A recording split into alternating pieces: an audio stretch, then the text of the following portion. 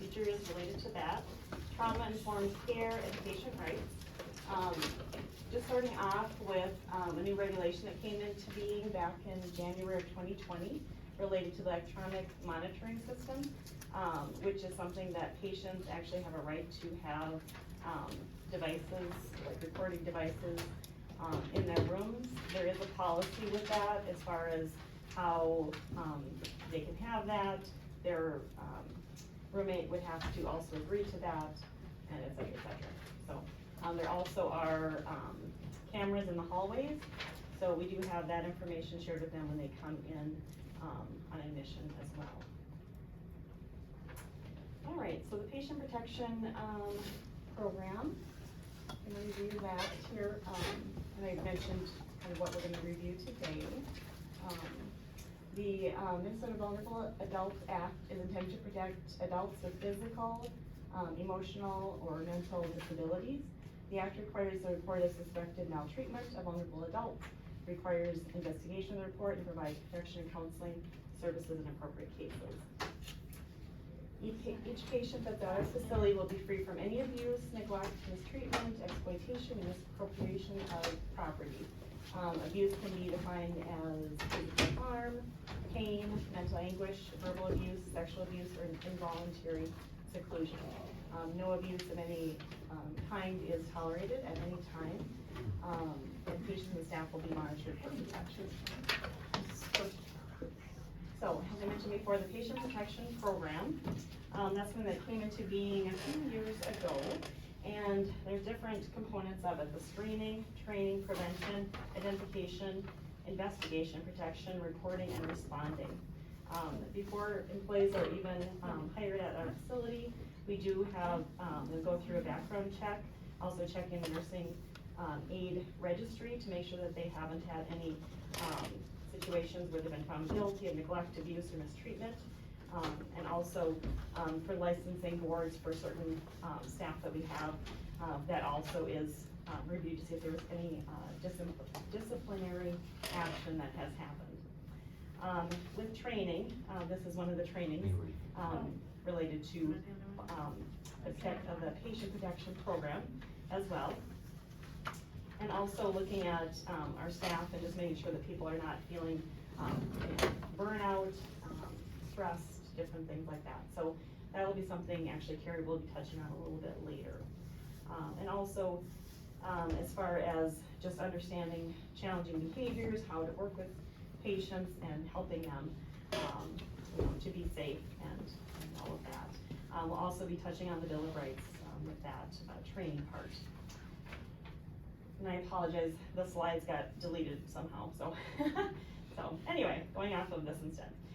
So with the prevention of that, obviously making sure that we are keeping patients safe, aware of their rights, aware of how to keep them safe is the biggest thing. Any allegations of abuse, neglect, exploitation, or mistreatment, including injuries of unknown source or misappropriation of patient property, are be reported immediately. If the event that causes the allegation involves abuse or results in any serious bodily injury, that must be reported no later than 2 hours after the allegation is made. So it's very important to be aware of that and make sure that you're talking to the appropriate people to let them know, and then to follow our process with that. All right.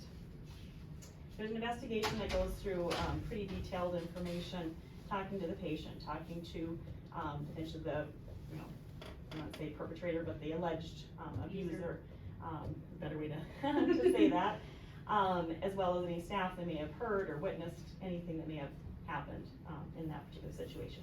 A little bit later, we have a couple scenarios that we're going to be going through as well, just to kind of review that process and whatnot.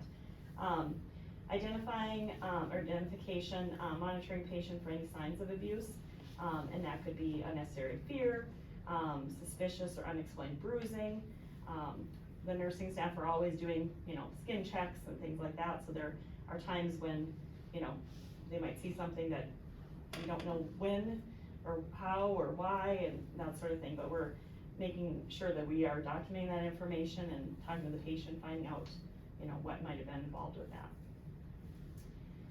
If there's any inconsistent details, between what staff are saying or different staff members, trying to kind of get to the bottom of what happened, that sort of thing. Or if there's any unusual behavior from a patient or a family member, things like that. And then investigation, like I said, there's a whole process to all of that. But again, looking at the patient's safety, that's first and foremost.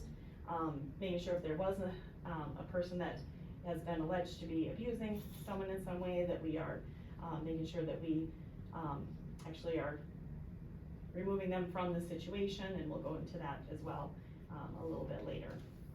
And then protection, I think we kind of reviewed that pretty well. All right, so I think that is it for that part.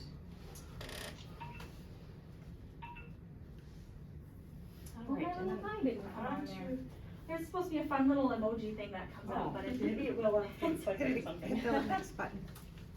There he is. Good.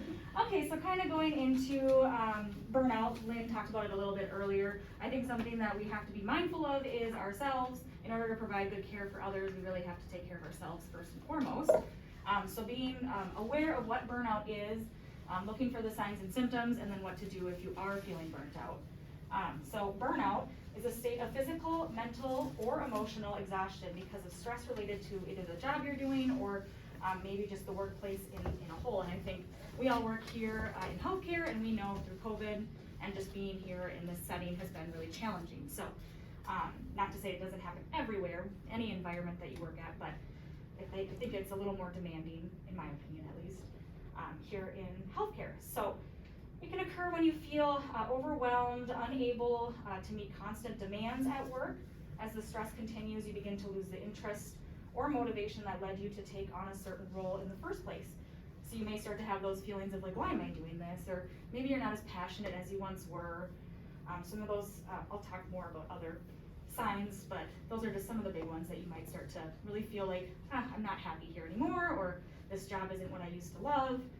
Kind of just feeling that change in your passion, I guess. Burnout can really reduce your productivity and sap or drain your energy, leaving you feeling increasingly hopeless, powerless, cynical, and resentful. So the unhappiness burnout causes can eventually threaten your job and relationships, your health, and put your patients at risk. So one of the reasons also why we want to talk about it is it's important to take care of yourselves, but it can really affect the people around you, your coworkers, and for this purpose, your patients that you're taking care of. And since they're vulnerable adults, we want to make sure that they're safe. So that's why, in a whole, it's super important to talk about. So, common signs and symptoms. So some things that you might, and this is not all of them, I think it's different and unique for each person, so it's not to say that these would be all for your, if you're feeling burnt out, it might be different case by case, I guess. But some of the common ones would be like feeling frustration, being more irritable, having anxiety, feeling hopelessness, detaching, whether it's from your job, yourself, your coworkers, just kind of detaching yourself from the entire situation at work.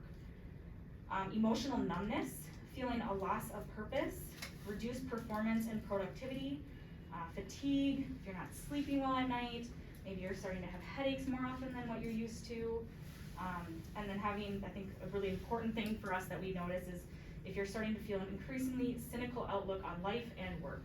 So just no longer really feeling that passion or starting to really resent what you're doing. So burnout can happen to any employee in any job and at any stage of professional life. If you're starting to feel burnt out or having any of these signs or symptoms or just feeling like, you could use someone to talk to, we really want you to talk with your supervisor or someone that you trust about it, and we can connect you guys with like the services or supports that can help you or do whatever we can to help you through that burnout stage.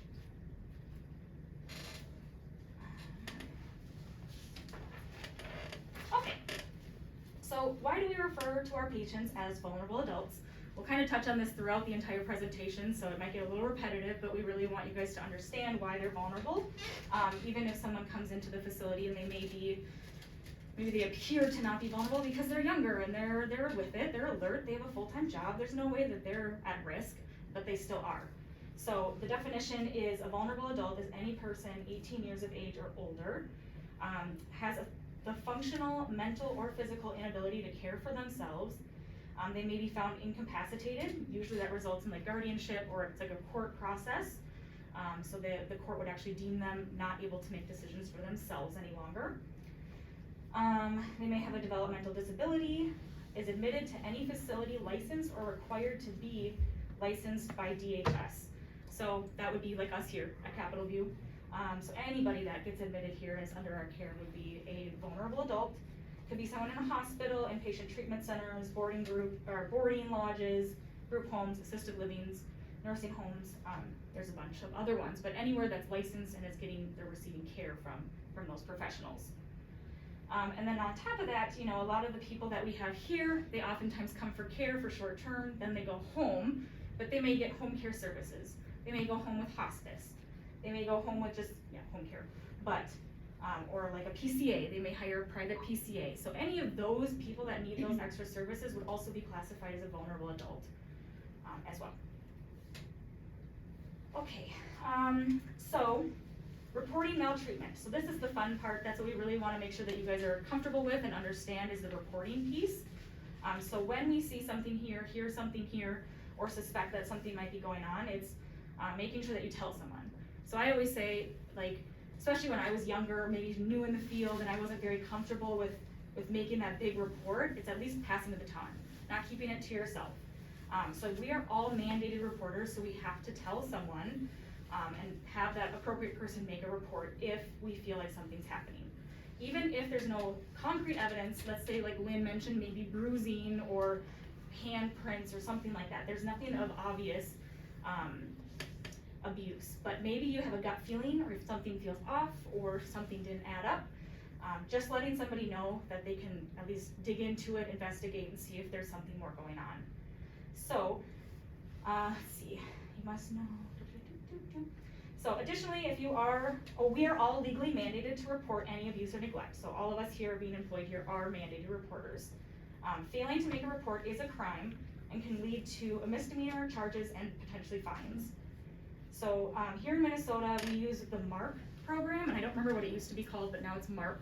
Common entry point, that was a while back. Okay, so the MARC system is, and there's a phone number, they have a website, or you can call it in. You can also do it voluntarily, so let's just say something happens in the community, or I don't know, anytime you need to do something voluntarily, you do have that right. It doesn't have to be because you're a mandated reporter. Anybody has the right to file this this report, like family members or anybody. So they usually, yes, calling them in or doing it online is the way that they prefer it. And just making sure that if you guys aren't making the report, that you let Michelle, we'll talk about this a couple times, but Michelle is our person that with any kind of suspicion or thought or assumption of abuse, we let Michelle know immediately. So she is available every hour of every day for this reason, I should say. So if there's any concerns of abuse or neglect, you want to call Michelle right away, immediately, so she can get on the process and taking the steps to look into it, investigate, remove whoever needs to be removed, if there's actually any abuse going on. So letting her know right away, and then we'll go over some other things later on. But we do have an abuse prevention manual, because this is a lot, and we do this for a living, but a lot of you guys don't know maybe all those steps, and this is a lot. So we do have an abuse prevention manual. It's at every nursing radial and behind the hook desk as well. So if you want, you can, after this, go look for them, just so you know where they're at, and it will give you the step-by-step, what to do, who to contact, things to look for, things like that. And then the front cover lists the steps to, okay, yeah, so.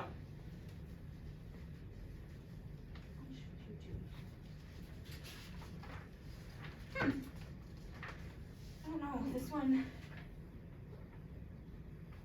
this looks different, that's all right, we haven't done it through this way, but. So I kind of already went through, whoops, let me go back.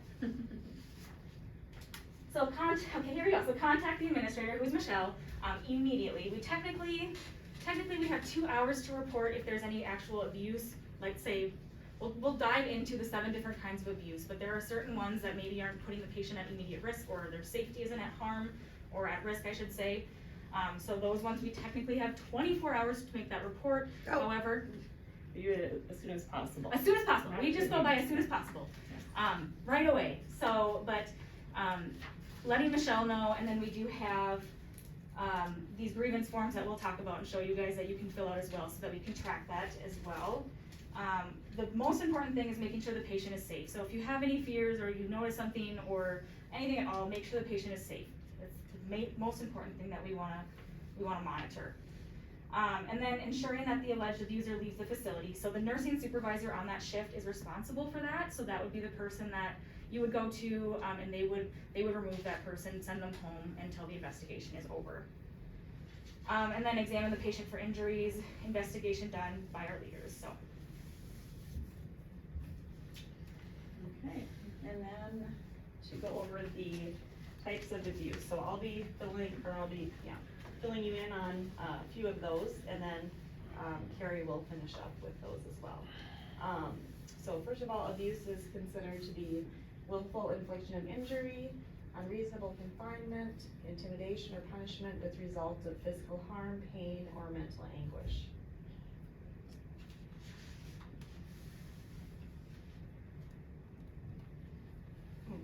Oh, I know, it's kinda oh, weird. you know what, I'm Scroll going down backwards, there, I'm Dawn. sorry. Get my bearings here. There's 7 different forms of abuse. Recognizing verbal abuse. Probably goes without saying, but basically it's oral or gestured language that includes disparaging or derogatory terms towards a patient or other family members within hearing distance, regardless of their age, comprehension, or disability. Things like saying, "You're an idiot." Recognizing emotional or mental abuse is the second one. And that can include humiliation, harassment, threats of punishment, or deprivation. For example, "You think it hurt last time I turned you, just wait until tonight." So threatening a patient, that sort of thing. Recognizing physical abuse. It can include hitting, slapping, pinching, scratching, kicking, and controlling behavior. Purposely pouring ice cold water over a patient during a shower. And recognizing neglect.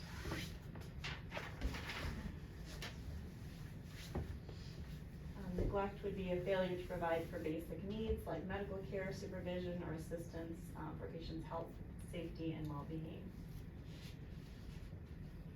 Say to a patient, "I'm busy right now, just go to the bathroom in your brief or diaper. I'll clean you up later." Another form of neglect that I wanna just remind everyone about is in our care plans, if it says transfer 2 and we only use a transfer 1 and an event happens, that would be considered neglect.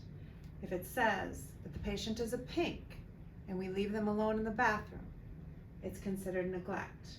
So neglect also fully encompasses our plan of care, and that's incredibly important. That's why we follow those nursing assistant assignment sheets, and we know those temporary plan of cares frontwards and backwards, because that is what is expected by DHS for us to do quality care. We have to follow that plan of care. Any deviation from following the plan of care is considered a form of neglect, because we did have knowledge and it was willful because we did not follow the plan of care. I always like to point that out during the neglect presentation. Alright, and then, self-neglect, I forgot about that one. So sometimes, very rare, patients may leave against medical advice. We try to explain to them what they would benefit from by being here longer, maybe becoming more independent, maybe, whatever it might be, that, we're trying to help them get better, get stronger, finish their IV antibiotics, or whatever it might be. And some patients are just, they wanna go no matter what, and if the nurse practitioner doesn't feel they're going into a safe environment, or they don't have a safe plan, then they won't write orders, so then they leave against medical advice. We do have to report those situations, and that's a form of self-neglect. Alright, and then next is sexual abuse. Okay, so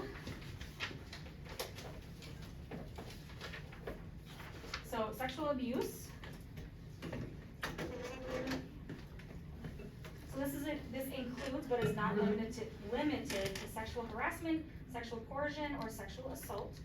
An example of this might be telling the patient about your personal sex life, telling vulgar jokes or inappropriate touching during cares.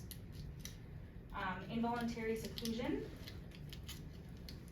So separation of a patient from his or her room, or confinement to his or her room against the patient's will or the will of the patient's legal representative. So an example of this would be you need to stay in your room with the door shut. Unfortunately, that had become a really difficult time for us all, right? Right, we have a COVID and COVID, right? So Yes. figuring out how do we do that and make sure the residents' rights are upheld and doing our very best to interact with them, because it is kind of a gray area right now.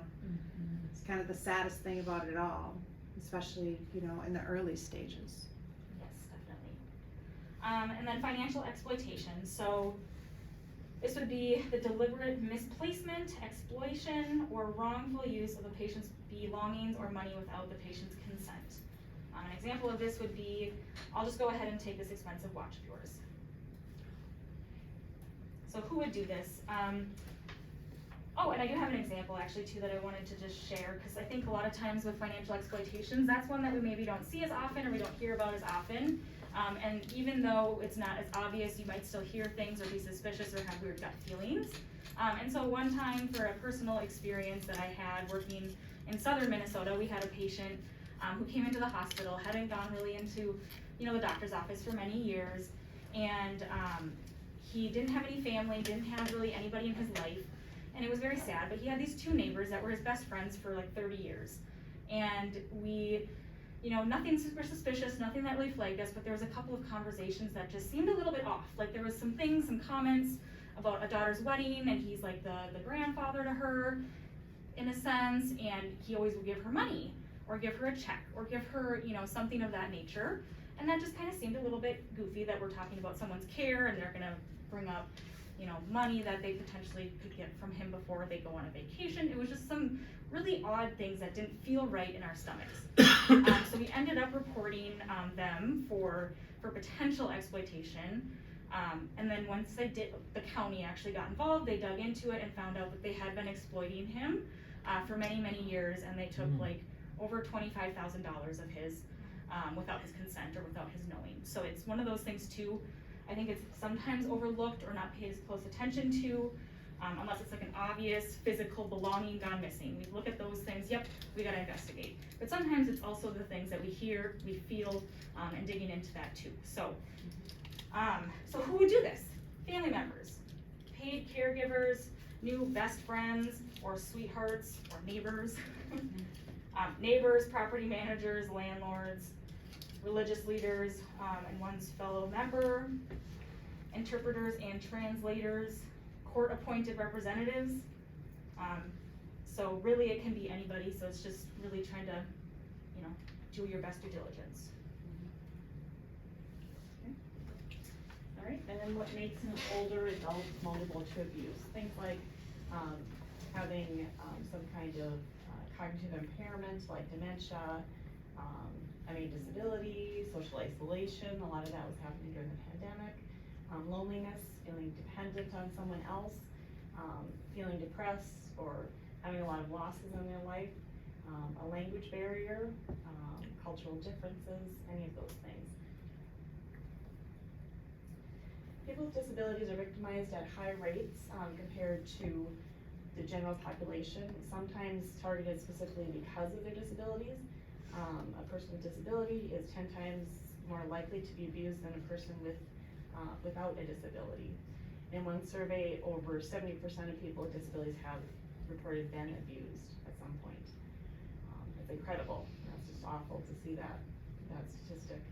Compared with the general population, people with disabilities are more likely to be abused by a caregiver or someone they know, and more likely to remain in an abusive situation. You probably have heard, you know, since there's those cycles of abuse and just the process of, you know, things will be better, things, I won't do that again, things like that. And sometimes it's really hard because oftentimes the abuser makes it so that the person is so dependent on them that they can't get out of that situation. In Minnesota, nearly 40% of abuse allegations to a statewide reporting system have alleged neglect by caregivers. Vulnerability can sometimes increase with age. Americans are now living longer with chronic conditions like dementia or physical disabilities as well. And things that are not always reportable, patient-on-patient aggression. Many years ago, I worked in a long-term care facility with young adults, and it was a commonplace for them to hit each other or verbally, attack each other and things like that. And I was very surprised that that's not something that is reportable. It's related to instead, which is very, isn't that crazy? But it's not. Also, self-injurious behavior, someone hurting themselves purposely, is not typically something that is reportable as well. This one, the last one, we actually had a question about ourselves, and we were going to actually pull it out of there or ask Michelle, and we didn't actually get to doing that. This one says accidents that happen when the staff member is in compliance with regulation and care plan. Yep. So maybe I'm just not reading it. So if we're in compliance with the care plan and the regulation, it is not Doing considered exactly what? reportable. Okay. Patient-on-patient aggression is considered reportable if there was a deviation in the plan of care, though, too. So always going back to the plan of care. So if knowing one was highly demented and very vulnerable, and knowing that the other one was an MMA former fighter and gets aggressive, and we didn't keep them apart, then that would be considered reportable. In that So it's always, everything goes back to the plan of care to start it, to kind of give you the right microscope as you dig in, so to speak. Thank you. And then looking at patients that have aggressive or challenging behaviors, we can put in place a behavior care plan to know better, what's causing the behavior, how to manage, whatever it might be that is causing that person to act out, different interventions, whether different support people that could be involved. Sometimes family members are really good at calming patients down. Of course, they can't be here typically 24/7, that sort of thing, but maybe being in a private room or a quieter place, reapproaching, giving choices, reminders of appropriate treatment, medications. Can that cause a role or be something that might be helpful for them to be able to sleep at night or whatever it might be. And then as far as data for us, and I apologize, they changed how they were doing the data collection back in 2020, so it wasn't super clear when I was looking at the information. But 2021 there were 4 vulnerable adult reports. In 2022 there were 5 vulnerable adult reports. Of those, 2 were neglect. There was a fall in the bath with injury in the bathroom, left alone, care plan was not followed. Another one was a fall again due to patient's behavior, and the care plan was not followed. There were 2 physical situations. Patient alleged physical injury to a private area, and a patient alleged being poked. And then 1 sexual allegation, alleged inappropriate touching. When a patient has a care complaint, you should always fill out the patient grievance form, and we have one that we'll just pass around. I'm sure several of you are probably quite familiar with that. Those are located in the front pouch of the abuse prevention manuals. When those are completed, they should be routed to the social worker, and then you take a copy of it, and then it distributes. If it's something related to the therapy department, then Henry would be investigating that. If it's related to the nursing department, it would be then routed to Tracy or Naomi. If it happens to be the social workers, it would probably be routed to Michelle as well. Can you go back to that list from last year? So I just like to, point of reference, so, love you, Kaya. She's over here going, oh. Okay, so but what you all need to know is these are things that come to us, and as I look at all of these, there was 2. The falls where the care plans weren't done were the only 2 substantiated with. The rest of them, it doesn't matter. If it comes to us as a complaint, we immediately report it. I mean, one of them was about a ghost blowing on her private part, believe it or not. So, but it doesn't matter, because the person could never be seen, they could feel the person, and did time frames in multiple days, and it was something that was happening in her imagination, but it doesn't matter, because we have to report it immediately, then we do the investigation, then we try to find out. So it's really important that you guys get that very clearly, that this is our job, is to immediately report, and then we look into our behavior later. It doesn't matter if it's me, it doesn't matter who it is, you immediately report. We ask the perpetrator to leave the campus, and then we look into it. Or a lot of times if it is about a specific staff member, we'll have them work on a different unit if we know that more than likely it wasn't substantiated. But in a true moment of, I just got hit by Zabita, sorry Zabita. Then she's immediately off the campus. Like, the supervisor asked her to leave, and if you're not comfortable and the supervisor's not comfortable, then you just have security come up. That's why we pay them to have them involved, right? And we take them off the campus, and then we do the investigation. She's on paid leave. She's having her bonbons at home, feet up, knowing that she didn't slap the person, and then she's gonna get the call back, right? But that's how we have to respond, and we don't take it offensively, because we do this because we are dealing with vulnerable adults. And they depend on us as mandated reporters to act as their safety net, right, at all times. All right, and then, speaking of the grievance form, they're actually, running that around, and then these were the complaints, or not all of the complaints, but some of the complaints that, came up in 2022. Staff not giving choices, staff member was late with pain medication, more staff were needed to complete a safe transfer. I think they had one person versus two. Staff turned off call light 3 times but didn't return to help. Staff being rude, staff being rough, rushing their work, tossed the locker in the room. Staff member had a cranky attitude. Wound care complaints, staff not helping through a urinal toward the patient. Slow call light response, staff looking at legs in a rough manner, and staff didn't help patient to sit up. So ways to avoid complaints. Allow patients to be their own decision makers, involve them in their care plan and their goals, what are they trying to accomplish while they're here, always giving them choices. Don't rush, be present during that time. Follow through, if you say you're coming back, then come back. Aid it, acknowledge, introduce, duration, explanation, and thank you. Explain what you're doing and why. And that really cuts down on a lot of things. It's hard when a patient doesn't hear or isn't aware because they have memory issues, and suddenly you're moving them or changing something or whatever it might be that startles them, they're not sure what's going on. It also could be triggering something for them that we aren't aware of. Always ask for feedback when you're doing things with patients. Are you comfortable? Are you feeling any pain? Things like that. Keep that communication up, open. Listen, apologize if there's something that you misunderstood or didn't do correctly. Smile, let the patient know what to expect. We don't want to just prevent abuse. That's the bare minimum. We want to make sure that patients are in a healthy, safe environment, and that their well-being is first and foremost. All right, and then we have trauma-informed care. So in 2016, CMS, the Centers for Medicare and Medicaid, issued a set of changes to the requirements of skilled nursing facilities to participate in Medicare programs.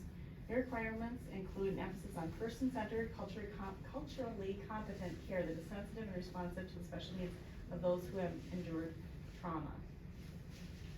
All right, the purpose is incorporating a trauma-informed approach in our work with patients to offer an opportunity to improve our organizational capacity to provide high quality of life, health, and well-being for all that we serve. And we are able to provide services that are culturally competent, reflecting cultural awareness and humility, that are sensitive and responsive to the special needs of patients who have experienced trauma. We want to avoid any re-traumatization for a patient. So what is trauma? It is resulting from an event, a series of events, or a set of circumstances that are experienced by an individual as physically or emotionally harmful or life-threatening, and that has lasting adverse effects on the patient's functioning, and then their mental, social, psychosocial, emotional and spiritual well-being. What are some of the situations that might be considered that? Could be an assault, maybe from, you know, husband and wife, or couple. Being Could in be a neglect or war. abuse, yep, being in a war, things like that. Exposure to adverse, situations, any of those situations. So, studies indicate that between 50 and 90% of the population have experienced a traumatic event. And any powerful event that affects your daily life, reactions differ, but some of the events can be things like a natural disaster, a vehicle crash, being homeless, a violent crime, being the victim of a hate crime, things like that. Traumatic stress refers to emotional, cognitive, behavioral, physiological experiences of those who are exposed to or who witness events that overwhelm their coping and problem-solving abilities. There is definitely a direct correlation between trauma and diseases like diabetes, heart disease, cancer, and high blood pressure. And then the impact of trauma does not disappear with age. Significant life changes may cause trauma to resurface. A lot of times, as obviously patients get older and older, they have losses of one after another, just kind of ongoing for them, and just very difficult with all of that. The effects of trauma may be misdiagnosed or misunderstood. Someone may seem like they have a personality disorder, or they're just a very difficult patient, but they may be experiencing things that we're not aware of or knowing. And when patients come to our facility and we are, as social workers, meeting with them, we're actually asking them if they have a history of trauma. And if they do, if they can share a little bit about that and to get a sense of, is it something that, you know, that we need to address further while they're here? Are there things that, you know, maybe triggers for them in this environment? Like if they've been sexually assaulted by someone of the opposite gender and it's a woman, then maybe we try our best to not have them work with male staff members, for example.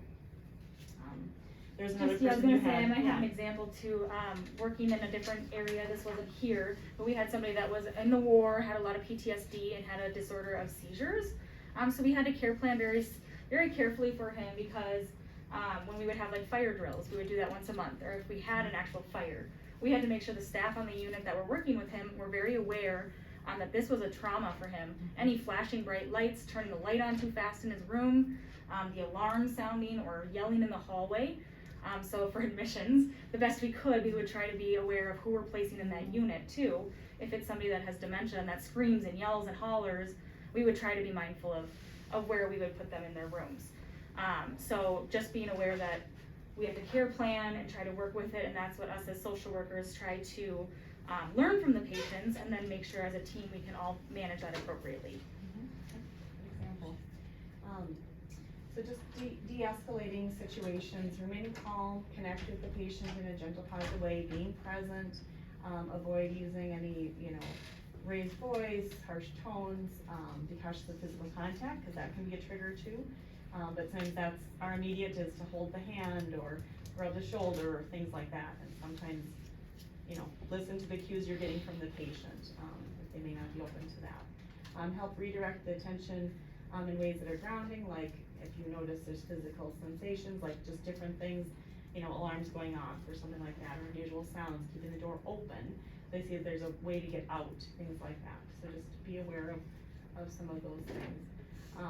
Staff can work with the patient on a safe plan for what to do if he or she is triggered or feeling overwhelmed.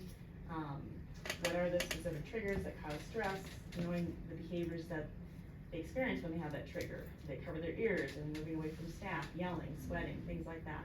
So talking with them about things that, you know, they may be experiencing for us to have the cues of what might be going on. And to know what staff responses are helpful, what staff responses may not be helpful when they're feeling, you know, upset or overwhelmed.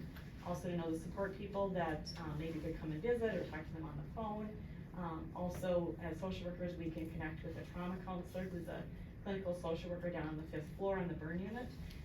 Can be somebody too that we can connect the patient with, just for more support as well. All right, and then Bill of Rights, and then we have our skits coming up in just a little bit. Yes.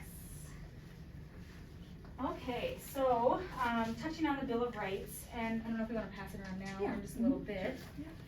One way to ensure that patients are not abused or mistreated, is to just understand, or try to understand and uphold their rights, for each of the patients.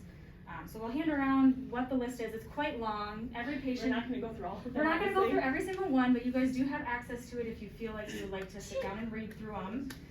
They're located in each guidebook that the patients get when they first come in. And then we also have copies of them, so I always tell patients that if they have questions about their rights, or if they're worried about certain things that are affecting their rights, I'm always willing to come back and talk to them. And then you guys are kind of the eyes and ears too, to let us know, like, they're feeling like they're not being treated fairly. We'll go over a couple of the big ones, but there's, something like keeping the right to their dignity and making them feel like a person. A lot of times this is a vulnerable space for them, this might be the first time that they're here, and they may feel, like they're not having their dignity met. And so if you guys hear things like that too, just letting us as social workers know so we can educate, care plan, talk to them, and see how we can make them feel, safe here and welcome here. So, being a patient here or in any facility like ours, they have the right to be free from abuse and restraints. They have the right to equality of life, the right to dignity, the right to self-determination and participation. Like we talked about, or I think Lynn mentioned, the person-centered approach that we're really trying to incorporate is just making sure that it's person-centered for them. So meeting their needs, trying to work around what they are hoping and their goals are. And then the right to refuse treatment too. So they do have the right to choose if they don't, let's say they come in with a certain diet, and they don't like that they're on a cardiac diet or a low sodium diet, they do have the right to say that they don't want that. We as a team would just educate them why we're recommending it. And then we would care plan accordingly, and we would just let them choose that they would like to have a regular diet. Even though we know it's not recommended, they do have the right to choose that. Okay, so some skills for dignity. Just to value the uniqueness of every individual and remembering that each person is different. We, when offering care and support, see more than just an individual's care and support needs, see the uniqueness of the person.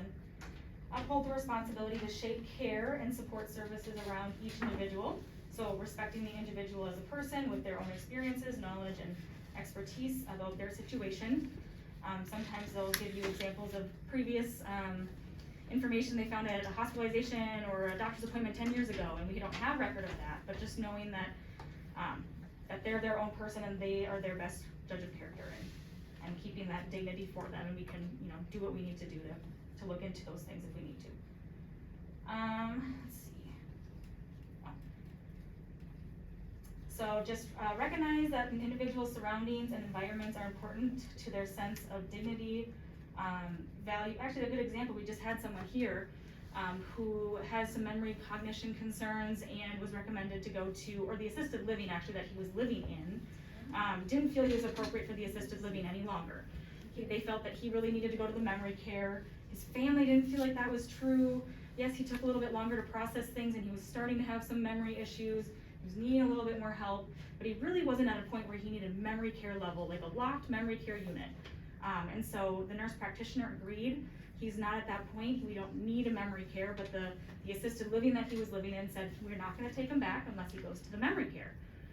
So really kind of looking at that and putting them in a safe environment that's gonna be the best for him, and putting him in a memory care maybe isn't gonna be the best, even though we're discharge planning, we're working on these things. It's keeping in mind what the patient is gonna do the best in. So keeping things like that in mind too. What did we do with him? So he ended up going to the assisted living. We advocated. He went to the assisted living. Family's gonna move him somewhere else. Okay. Yep.